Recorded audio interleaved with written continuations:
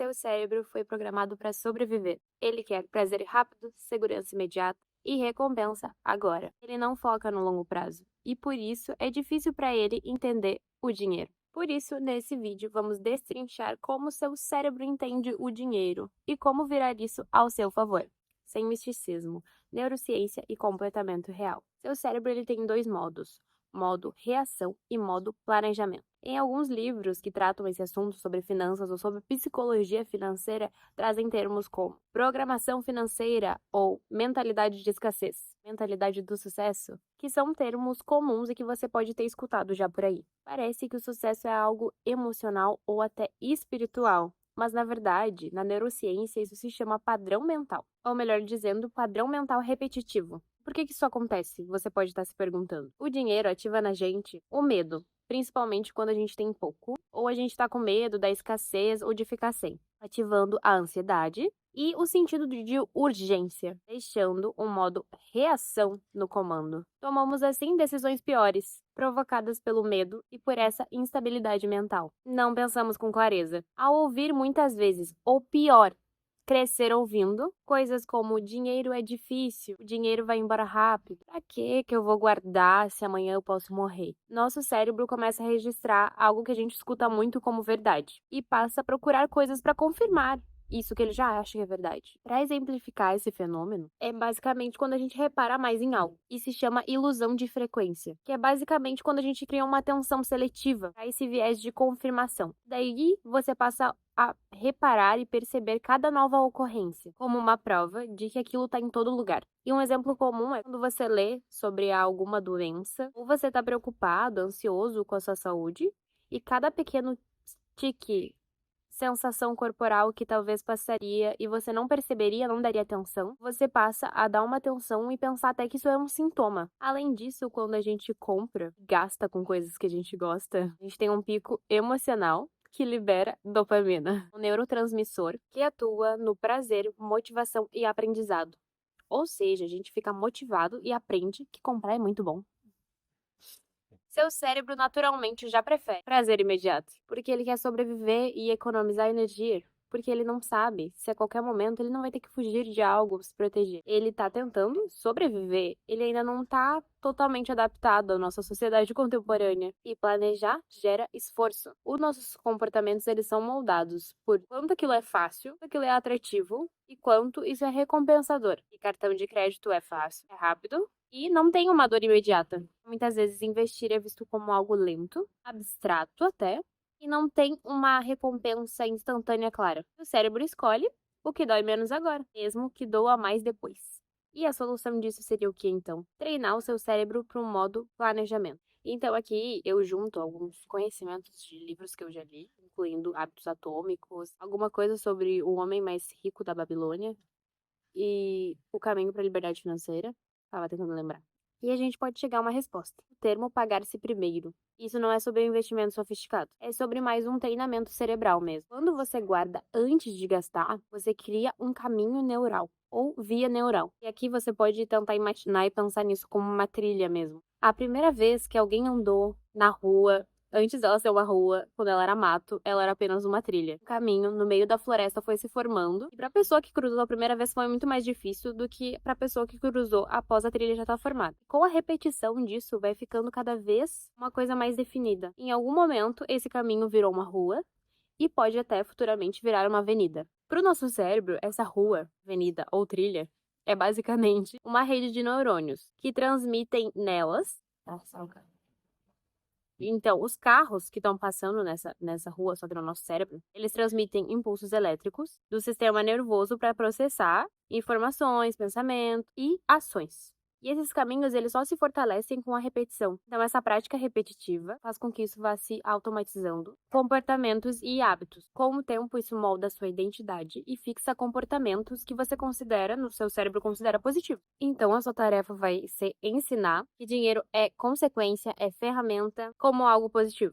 E que isso gera mais e mais coisas boas. Não como um prêmio para algo e um tempo infeliz que você passou no seu trabalho. Enquanto você está endividado, no limite e sem reserva financeira, seu cérebro fica em alerta constante. E assim, como dito antes, ele toma decisões piores e ele tem menos ainda vontade de pensar no futuro, já que ele tem medo de encarar isso que ele fez com o dinheiro dele. E nessas condições, a gente não constrói nada, muito menos riqueza, e o cérebro só tá tentando sobreviver aquele mês. Então, como reprogramar se você já tá nessa situação? Parar de ver, basicamente, o dinheiro como ruim, desassociando ele de contas, dívidas e escassez. Então, construa uma reserva de segurança psicológica, colocando assim o seu cérebro no modo planejamento. E segurança é igual decisões melhores. E automatizar o que é positivo e o que é certo, já que a vida toda não pode depender da sua força de vontade. Tenha micro vitórias. Guardar, mesmo que seja pouco, por exemplo, só R$ 100, até valores menores, mas para liberar dopamina lenta no seu cérebro e ensinar que isso também é legal. E que isso também é positivo. Talvez ele nunca tenha vivenciado isso. Reduzir os estímulos de consumo. Se você fica sempre exposto, você acaba tendo muito mais trabalho e muito mais possibilidade de fracassar. Se seu cérebro quer algo fácil, atrativo e recompensador, torne as coisas que você realmente quer, que seu cérebro entenda como positivas, fáceis, atrativas e recompensadoras, e as que você quer que ele entenda como negativas, difíceis, pouco visíveis e sem recompensa. Associe dinheiro a investimento, liberdade e estabilidade. Você pode estar preso num sistema mental agora, um sistema de sobrevivência. E a saída começa ao mudar a forma como sua mente enxerga o dinheiro. A riqueza, ela também é um treino mental. Então, as coisas e os jogos, né? O jogo começa pequeno.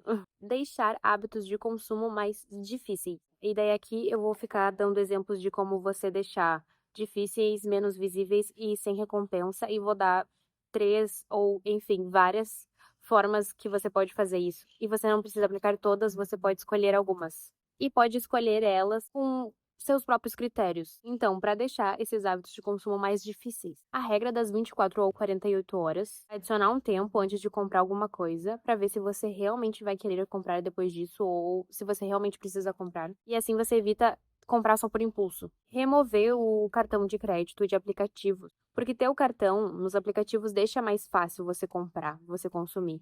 Então, removendo, você vai ter que buscar o seu cartão, colocar todos os dados, isso vai deixar, entre aspas, mais difícil. E deixar de frequentar alguns lugares e até sair com algumas pessoas que só te impulsionam a gastar e comprar. Em lugares que são muito caros ou que você nem gosta tanto assim e que fica sempre alguém tentando fazer você comprar alguma coisa, ou com amigos que têm uma qualidade de vida, né, um poder aquisitivo maior que o seu e que te puxam a gastar mais do que você pode, mesmo sabendo que no momento você não pode. Tornar a esses hábitos pouco visíveis, desinstalar aplicativos de compras e daqui você pode até evitar ir no shopping ou entrar em marketplace sem ter um objetivo, sem ter algo específico que você está indo lá para comprar. Parar de seguir influenciadores ou perfis de achadinhos que só fazem você querer consumir. Quando você fica com menos visibilidade sobre essas coisas, você sente menos desejo. E uma outra dica boa é fazer listas quando você for ao supermercado ou no shopping, né, como no caso acima, e definir bem certinho o que você quer comprar e evitar ficar passeando por coisas que você não quer comprar, né, no caso.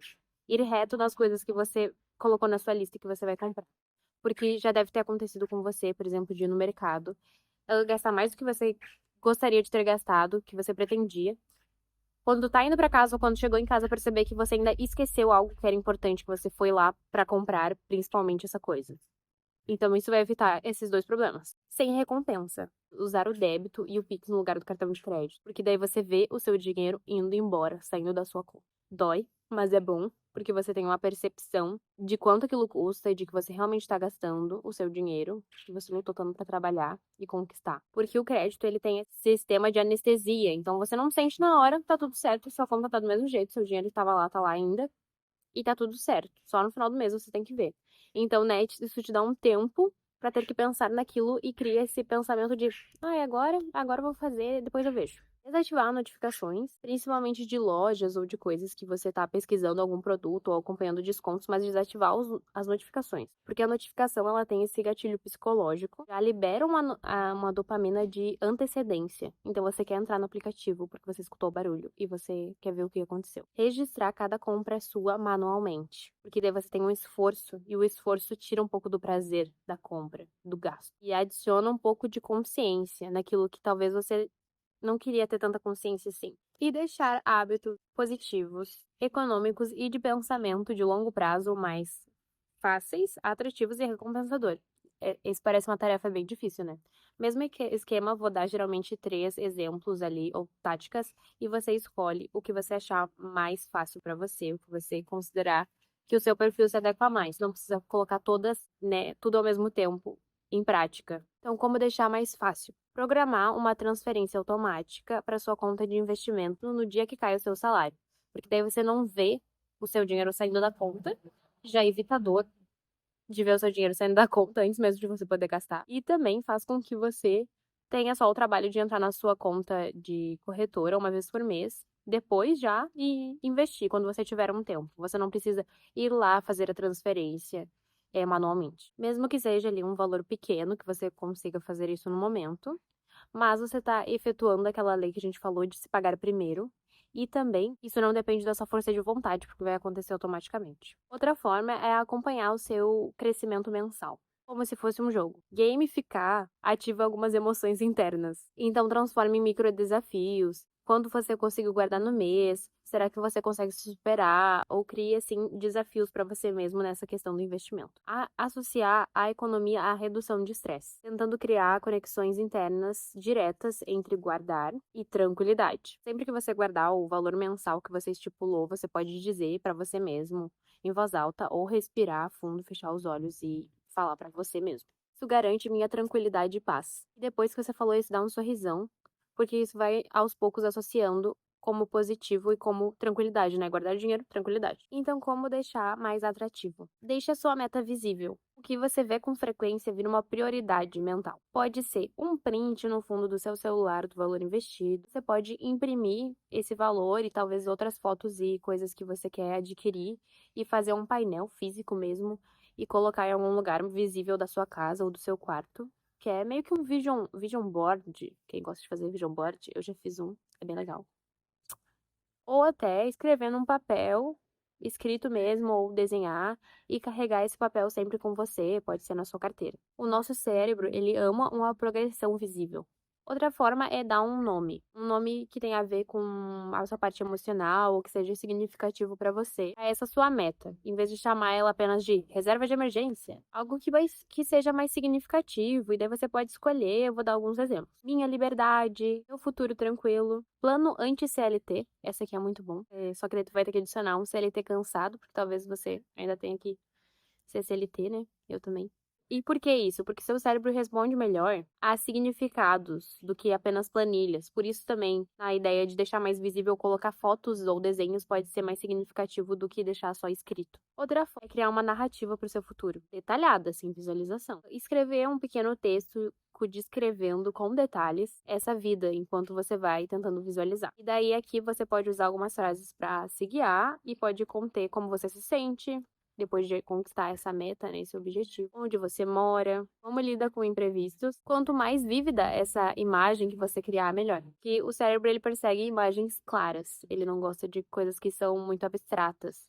E tem muita gente que lança isso como, ó, esqueci o termo, que é uma coisa assim meio mental, de visualização, mas tem até livros de finanças famosos que trazem isso, de você tentar visualizar esse futuro, né, e definir as suas metas e tentar imaginar como você vai estar daqui 5 anos, daqui 10 anos. E mais recompensador. Crie microcelebrações, porém planejadas, né? A cada R$ 1.000 guardados, faça algo simples para você mesmo. Pode ser até algo gratuito. Algo que lhe dê prazer, que talvez você não reserve tempo para isso com muita frequência, ou que não consiga reservar tempo para isso com muita frequência. Enfim, você pode escolher, mas comemore conscientemente, porque a economia ela não pode ser só privação. Tem que ter uma recompensa emocional para você sentir que aquilo vale a pena. Conecte economia com identidade. Transforme isso em algo ao qual você se orgulha de você mesmo. E você pode comparar as suas próprias versões. Ao invés de olhar para o outro e talvez algo que vai te trazer coisas ruins e vai fazer você se sentir mal, se compare com você mesmo e olhe para a sua evolução. Quanto você evoluiu em 6 meses, ou que hábitos você conquistou agora você está tendo e há 6 meses você não tinha, ou há 3 meses você não tinha. Eu, de 6 meses atrás, não era um investidor. Depois de um certo tempo que você estiver investindo. E você vai mudando essas afirmações de identidade que você está gerando para você mesmo, para ver isso como algo legal, algo gratificante. Outra forma é associar a economia com a redução de culpa. Muita gente compra por impulso e depois se arrepende. Então, quando você guardar, gere o oposto, tranquilidade. Isso reforça emocionalmente esse comportamento. Pode registrar as suas vitórias em algum lugar, em um papel, um diário de construção, enfim, ter em algum lugar essas suas microvitórias para você ver e acompanhando o seu crescimento. Acompanhar, né, de uma outra forma a sua própria evolução. Lembra também que esse é um processo e tudo bem não saber de tudo agora. Que a gente vai evoluindo, aprendendo. Afinal, é por isso que a gente está aqui, para aprender e compartilhar a experiência rumo ao seu próprio fluxo da prosperidade. Então, se esse vídeo lhe ajudou ou te trouxe alguma reflexão, se inscreve no canal. Esse canal está começando agora, então qualquer interação que você tenha com ele ajuda muito, muito mesmo. E se você quiser algum vídeo específico sobre algum tema que ainda não tem e você quer ver aqui no canal, comenta aqui embaixo. E é isso.